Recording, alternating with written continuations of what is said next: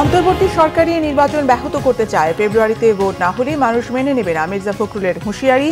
রাজধানীতে বিএনপির বর্ণাঢ্য র্যালি। তরুণরা কেমন বাংলাদেশ চায় তার রিহার্সাল হচ্ছে ছাত্র সংসদ নির্বাচনে। ডাক্তার শফিকের মন্তব্য, জাতীয় নির্বাচনেও 4 কোটি তরুণ জামাতকে বেছে নেবে আশা নেতাদের। সত্যিকারের পরিবর্তন ছাড়া গণ অভ্যুত্থান ব্যর্থ হবে আশঙ্কা নাহিদের। সংস্কার ও নতুন রাজনৈতিক বন্দোবস্ত নিয়ে খুশি হওয়ার মতো কিছু নেই, এলজিআরডি উপদেষ্টার মন্তব্য। 5 দুর্বল ব্যাংককে একীভূত করে কার্যকরের চেষ্টাকে টেস্ট কেস বলছেন অর্থনীতিবিদরা। সরকার বদলালেও উদ্যোগের ধারাবাহিকতা নিশ্চিতের পরামর্শ।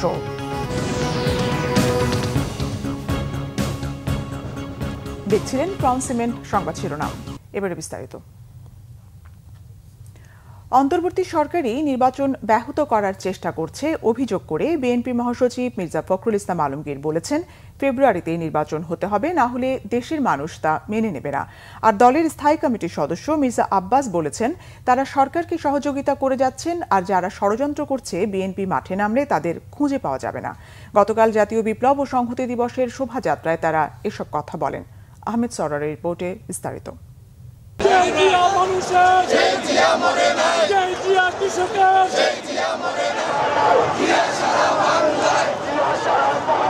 7 নভেম্বর জাতীয় বিপ্লব ও সংহতি দিবস উপলক্ষে ঢাকার রাজপথ মুখরিত এই স্লোগানে।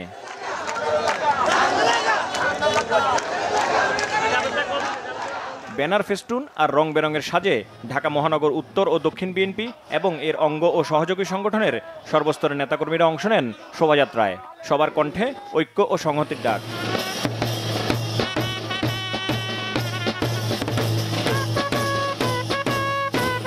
নয়াপল্টন কেন্দ্রীয় কার্যালয়ের সামনে থেকে শুরু হয়ে কাকরাইল, মালিবাগ, মৌচাক, মগবাজার, বাংলা মোটর হয়ে কারণ বাজার ছিল শোভাযাত্রাটির গন্তব্য। শোভাযাত্রা শুরুর আগে সংক্ষিপ্ত সমাবেশে বিএনপি মহাসচিব সহ স্থায়ী কমিটির সদস্যরা বলেন, সরকারের একজন উপদেষ্টা রাজনৈতিক দলগুলোকে ঐকমত্যের জন্য 7 দিন সময় দিয়েছেন। তারা প্রশ্ন করেন, তাহলে ঐকমত্য কমিশন এতদিন ধরে কি আলোচনা করলো? 7 নভেম্বর নতুন একটি প্রেক্ষিত নিয়ে বাংলাদেশের মানুষের সামনে ধরা দিয়েছে।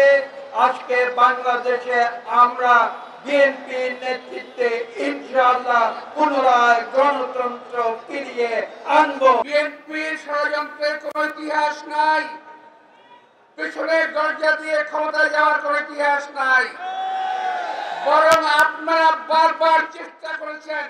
আমরা বলেছিলাম এই সরকারকে আমরা সহযোগিতা করব, আমরা বরাবর সহযোগিতা করে যাচ্ছি।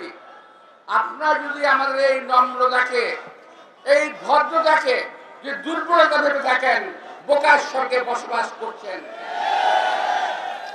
বিএনপি যদি মাঠে নামে আপনাদেরকে ট্যাবলেট খাওয়ার জন্য খুঁজে পাওয়া যাবে না। আমরা বলে দিচ্ছি, আমরা হুঁশিয়ার করে দিচ্ছি, ষড়যন্ত্র থেকে সাবধান থাকেন। জাতিকে আর বিভ্রান্ত করার চেষ্টা করবেন না। আজকে দুর্ভাগ্য আমাদের, আজকে অন্তর্বর্তীকালীন সরকার যাকে আমরা সম্পূর্ণ সমর্থন দিচ্ছি, তারা আজকে নিজেরাই আজকে একটা অবস্থা তৈরি করছে যাতে করে নির্বাচন ব্যাহত হয়। ওই রাজনৈতিক দলগুলো যে কয়েকটা গণভোটের চাপ দিচ্ছে, তারাও আজকে পরিষ্কার ভাবে বলতে চাই যে নির্বাচনকে বানচাল করবার ষড়যন্ত্র করছে। আমরা খুব পরিষ্কার করে দিয়ে দিতে চাই, গণভোট হলে নির্বাচনের দিনই হতে হবে। সেই নির্বাচন 2026 সালের ফেব্রুয়ারি মাসেই হতে হবে, অন্যথায় বাংলাদেশের মানুষ কিছু মেনে নেবে না। শোভাযাত্রায় অংশ নেওয়া বিএনপি নেতারা বলেন, দলের নেতাকর্মীরা সজাগ ও ঐক্যবদ্ধ আছে, কোনো ষড়যন্ত্রই নির্বাচনকে বানচাল করতে পারবে না। পরিকল্পিতভাবে উস্কানি দিচ্ছে সেই সকল রাজনৈতিক দলগুলোকে যারা আজকে নিত্য নতুন দাবি তুলে জাতীয় নির্বাচনকে পেছানোর ষড়যন্ত্রে লিপ্ত হয়েছে। আমরা স্পষ্টভাবে বলে দিতে চাই, আমরা বাংলাদেশের স্বাধীনতা সার্বভৌমত্ব রক্ষায় যে কোনো পদক্ষেপ নিতে প্রস্তুত এবং 71-এর পরাজিত শক্তি আমাদের এই বাংলাদেশকে নির্বাচনকে বানচাল করে আবার একটা অস্থিতিশীল এবং অনিশ্চয়তার দিকে নিয়ে যাবে। যেই আঙ্গুল বাঁকা করে ঘি খাওয়ার কথা উঠেছে, আমি বলে দিতে চাই সেই আঙ্গুল জনগণ ভেঙে দিবে ইনশাআল্লাহ। যারা নির্বাচন বানচাল করতে চায়, আজকের এই দিনে আমরা একটি বার্তা দিতে চাই, ঐক্যবদ্ধভাবে সকল ষড়যন্ত্র প্রতিহত করে আগামী দিনে তারেক রহমানের নেতৃত্বে একটি সুন্দর বাংলাদেশ আমরা প্রতিষ্ঠা করব। জাতি অপেক্ষায় ছিল 18 বছর, ফেব্রুয়ারি মাসে নির্বাচন হবে, সেই নির্বাচনকে যে কেউ বানচাল করতে যাবে। আমরা আজকে যে ঐক্য তৈরি করেছি, যে ঐক্য আজকে আমাদের র্যালির মাধ্যমে দেশবাসীকে জানাতে চাচ্ছি, যে কোনো ষড়যন্ত্র মোকাবেলা করা হবে ইনশাল্লাহ।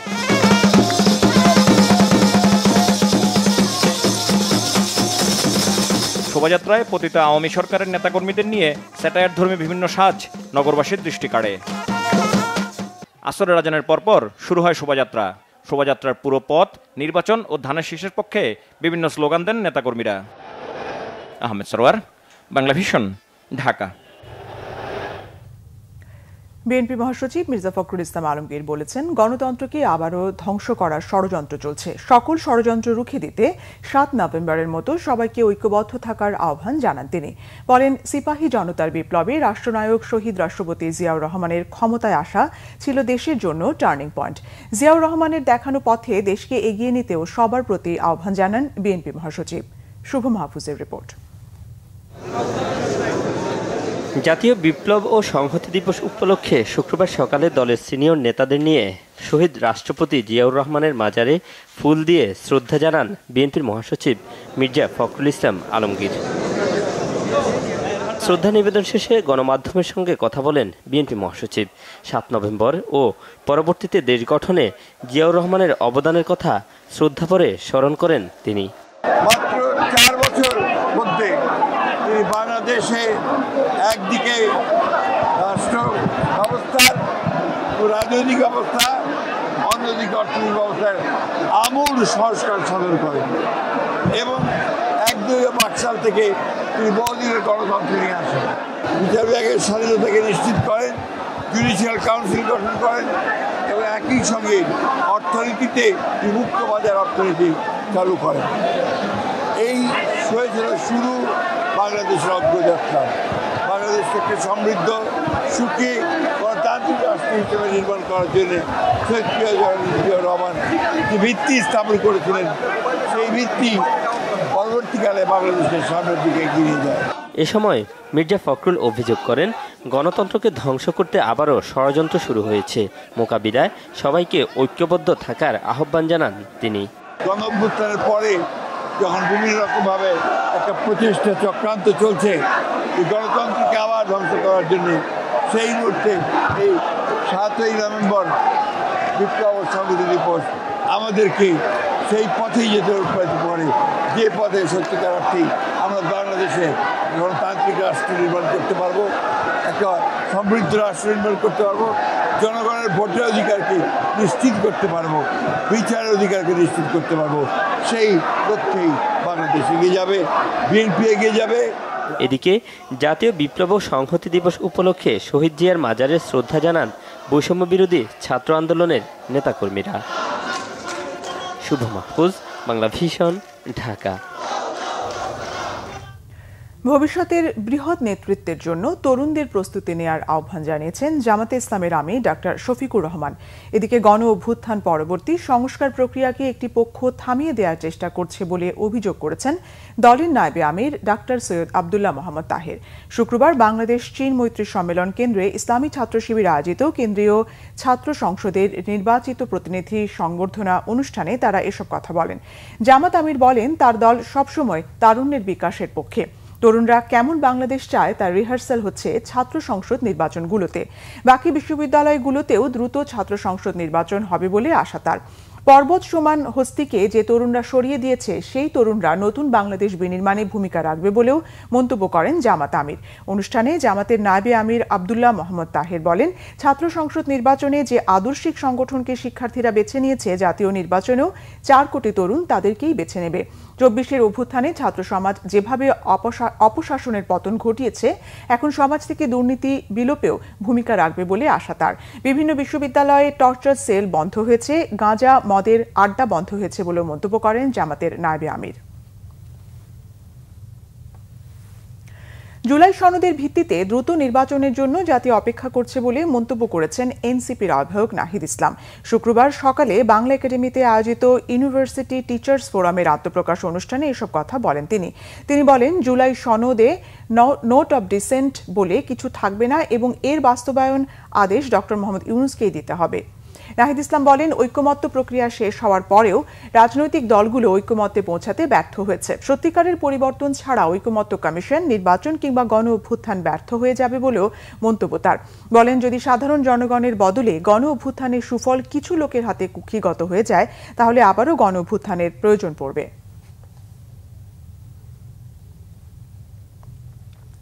জুলাই গণ অভ্যুত্থানে মামলার রায় কেন্দ্র করে দেশ অস্থিতিশীল করার ষড়যন্ত্র চলছে এমন আশঙ্কার কথা জানিয়েছেন স্থানীয় সরকার উপদেষ্টা আসিফ মাহমুদ সজীব ভূঁইয়া।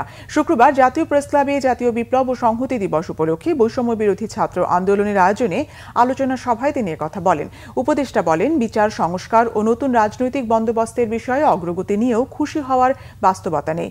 এমনকি নতুন রাজনৈতিক ব্যবস্থার কথা যারা বলছেন তারাও সঠিক পদ্ধতি সম্পর্কে জানাতে পারেননি।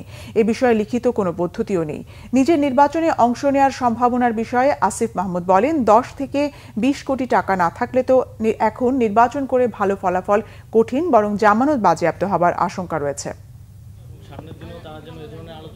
আগামী 13ই নভেম্বর একটা রায়ও হওয়ার কথা, আপনারা জানেন যে, এবং এর প্রেক্ষিতে ফ্যাসিবাদী শক্তি আবার লকডাউন ডেকেছে ঢাকায়। 20 কোটি টাকা না থাকলে তো কেউ নির্বাচন করতে পারবে না। মানে বাংলাদেশের যে বর্তমান বাস্তবতা, এই বাস্তবতায় অন্তত 10-20 কোটি টাকা না হলে কারো আসলে নির্বাচন করার মানে করতে পারবে, নমিনেশন কিন্তু জামানত বাজেয়াপ্ত হবে আর কি। যারা নতুন রাজনৈতিক বন্দোবস্তের রাজনীতি করছেন বা নির্মাণ করার চেষ্টা করছেন তারা কি এটা দিতে পেরেছেন কিনা। আমিও আমার এই ক্যাপাসিটি থেকে বেরোলে আমিও রাজনীতি করবো, তখন আমার আসলে খুঁজতে হবে যে আসলে নতুন রাজনৈতিক বন্দোবস্ত জিনিসটা কি। ফেব্রুয়ারিতে নির্বাচন ঠেকানোর সাধ্য কারণেই বলেছেন প্রধান উপদেষ্টার প্রেস সচিব মোহাম্মদ শফিকুল আলম। নেত্রকোনা সার্কিট হাউসের সম্মেলন কেন্দ্রে শুক্রবার সকালে সাংবাদিকদের সঙ্গে মতবিনিময়কালে তিনি আরও বলেন, সারা দেশে এখন নির্বাচনী আমেজ বইছে, এই গণতান্ত্রিক প্রক্রিয়া কেউ থামাতে পারবে না। নির্বাচন নিয়ে যারা বিভ্রান্তি ছড়াচ্ছে তারা ফ্যাসিস্ট সরকারের দোসর বলেও অভিযোগ করেন প্রেস সচিব। বলেন, নির্বাচনের মাধ্যমে জনগণের মতামতকেই সর্বোচ্চ গুরুত্ব দিচ্ছে সরকার। গণতান্ত্রিক মূল্যবোধ ও অংশগ্রহণমূলক রাজনীতি নিশ্চিত করতে অন্তর্বর্তী সরকার নিরলসভাবে কাজ করে যাচ্ছে।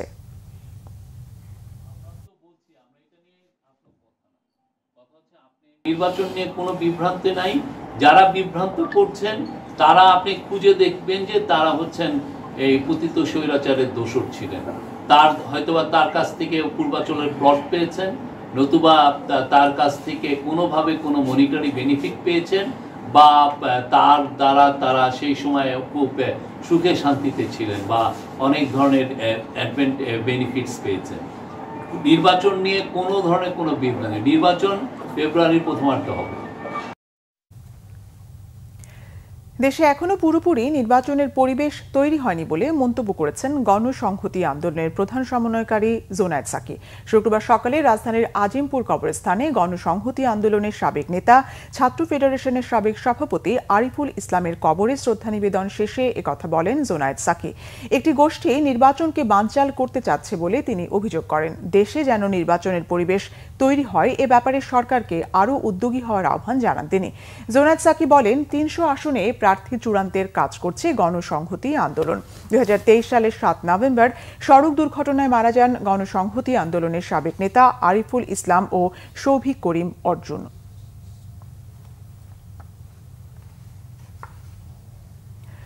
অকার্যকর 5টি দুর্বল ব্যাংকে একীভূত করে কার্যকরের চেষ্টাকে টেস্ট কেস হিসেবে দেখছেন অর্থনীতিবিদরা।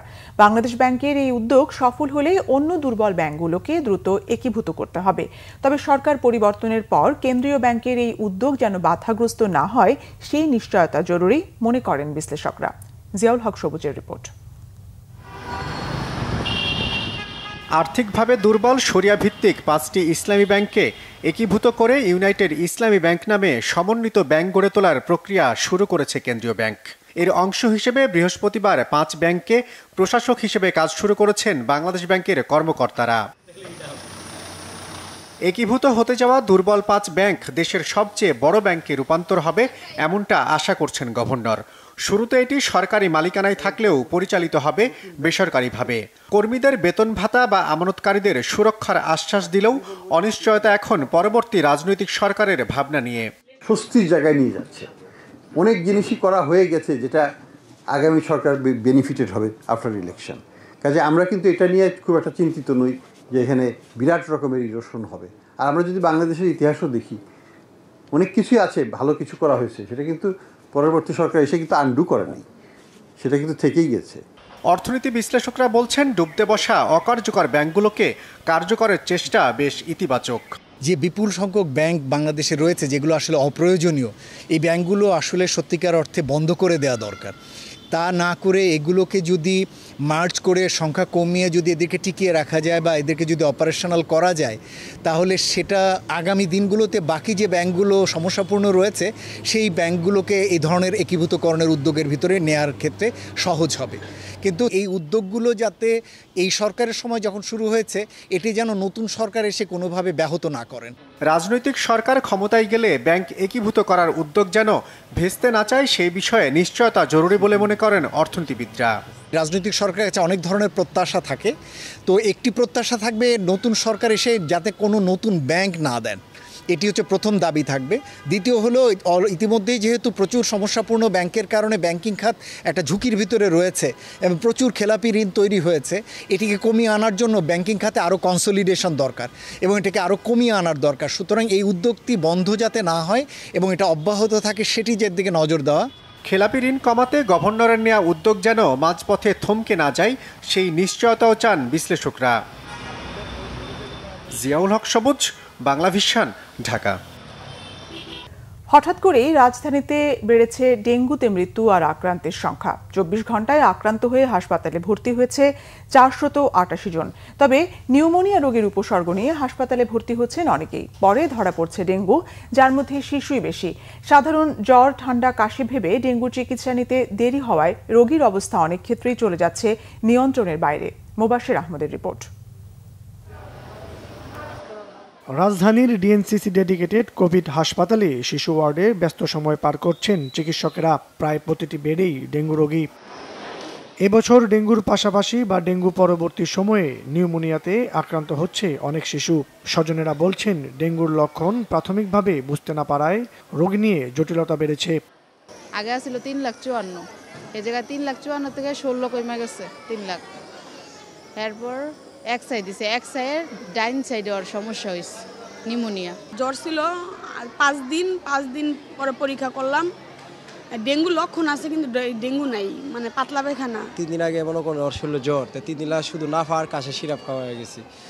হঠাৎ করে একদিন বলতে আসছে ডাক্তারে যে তুমি তাকে একজন ভালো একটা ডাক্তার দেখাইলাম। দেখার পর ধরত পড়ছে গিয়ে আপনার ডেঙ্গু আর সর্দি কাশি নিউমোনিয়ার সিস্টেম। বাবাকে এখানে এনেছিল, তারপর আমার বোনেরও ডেঙ্গু হয়েছিল, আমারও ডেঙ্গু হয়েছে। তারপরে আমার বোনকে কালকে রিলিজ দিয়েছে এবং কালকে রিলিজ দেওয়ার সাথে সাথে মামনি শুনতে পারে যে আমার ডেঙ্গু হয়েছে। স্বাস্থ্য অধিদপ্তরের নিয়মিত ডেঙ্গু বিষয়ক সংবাদ বিজ্ঞপ্তির তথ্য অনুযায়ী এই মাসের প্রথম 7 দিনে ডেঙ্গুতে মারা গেছেন 29 জন।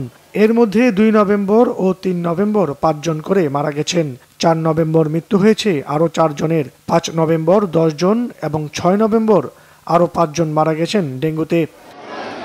চলতি বছরের জানুয়ারি থেকে এই পর্যন্ত ডেঙ্গুতে মৃত্যু হয়েছে মোট 360 জনের। আর হাসপাতালে ভর্তি হয়েছেন 76,114 জন রোগী। মোবাশ্বের আহমেদ, বাংলা ভিশন, ঢাকা। সাতক্ষীরার আশাশুনি উপজেলার 2টি সরকারি প্রাথমিক বিদ্যালয়ের নতুন ভবন নির্মাণের কাজ চলছে অত্যন্ত ধীর গতিতে। 2024 সালে ভবন 2টি হস্তান্তরের কথা থাকলেও নির্মাণ কাজই শেষ হয়নি এখনো। ফলে শ্রেণীকক্ষ সংকটে চরম ভোগান্তিতে পড়েছে বিদ্যালয় 2টির শিক্ষার্থীরা।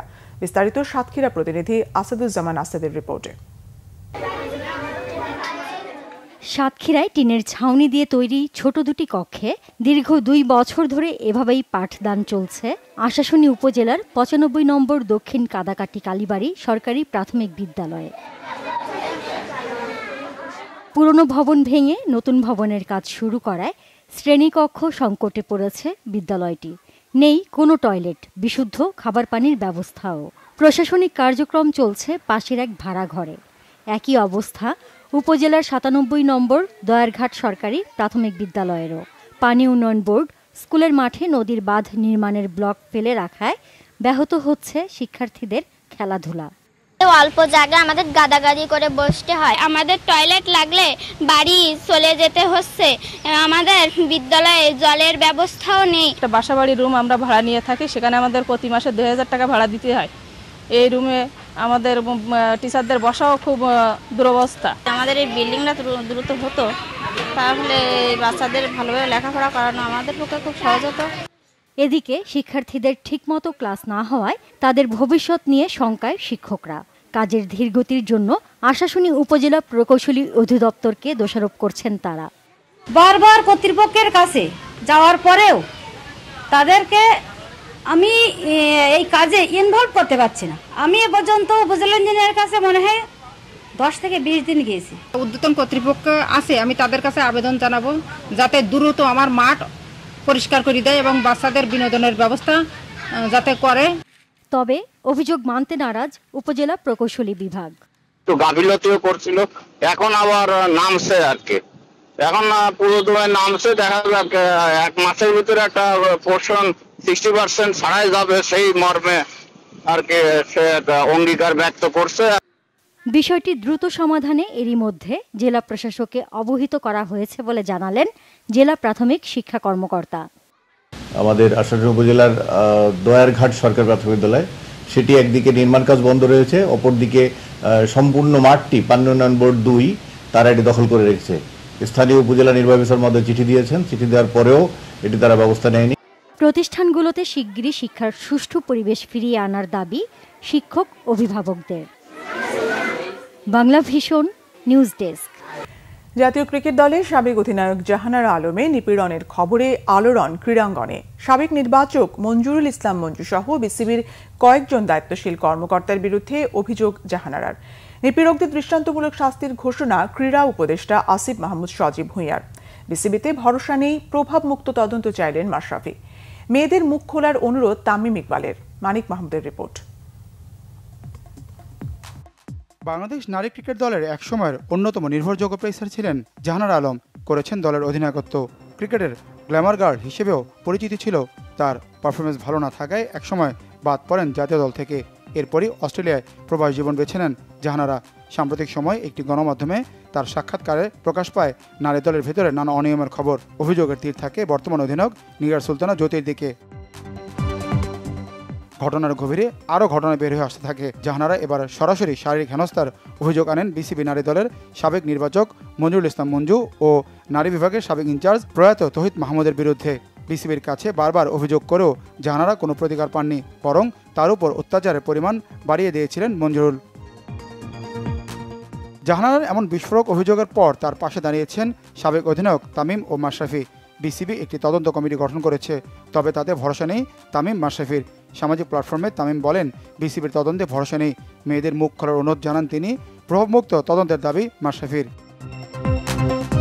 বাংলাদেশ জাতীয় ক্রিকেট দলের সাবেক অধিনায়ক জাহানারা আলমকে যৌন নিপীড়নের পিছনে যারা জড়িত তাদের দৃষ্টান্তমূলক শাস্তির আওতায় আনার ঘোষণা দিয়েছেন ক্রীড়া উপদেষ্টা আসিফ মাহমুদ সজীব ভূঁইয়া। এমন কাজ করে কেউ যেন পার না পায় সেটাও নিশ্চিত করার কথা বলেন তিনি।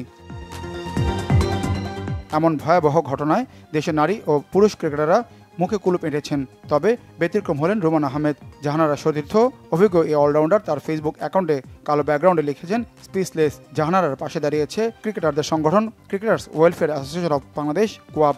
জাহানারার প্রতি সংহতি প্রকাশ করে বিষয়টি দ্রুত ও নিরপেক্ষভাবে তদন্ত করতে হবে এবং দোষীদের বিরুদ্ধে দৃষ্টান্তমূলক ব্যবস্থা নেওয়ার দাবি জানায় কোয়াব।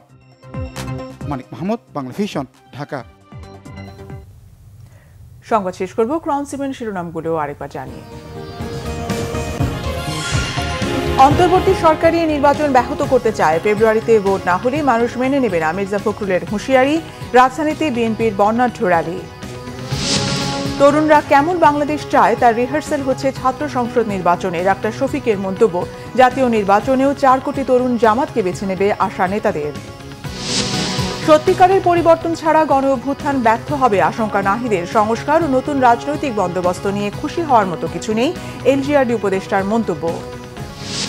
5 দুর্বল ব্যাংককে একীভূত করে কার্যকরের চেষ্টাকে টেস্ট কেস বলছেন অর্থনীতিবিদরা। সরকার বদলালেও উদ্যোগের ধারাবাহিকতা নিশ্চিতের পরামর্শ। এ ছিল এখনকার মতো। পরের সংবাদ সকাল 10টায়, এর আগে 9টায় রয়েছে নিউজ টপ 10 দেখার আমন্ত্রণ রইল। এছাড়া বাংলা ভিশন সংবাদ ও সংবাদ সংশ্লিষ্ট অনুষ্ঠান দেখতে ভিজিট করুন www.bvnews24.com ও facebook.com/banglavishannews এবং সাবস্ক্রাইব করুন youtube.com/banglavishannews। ধন্যবাদ।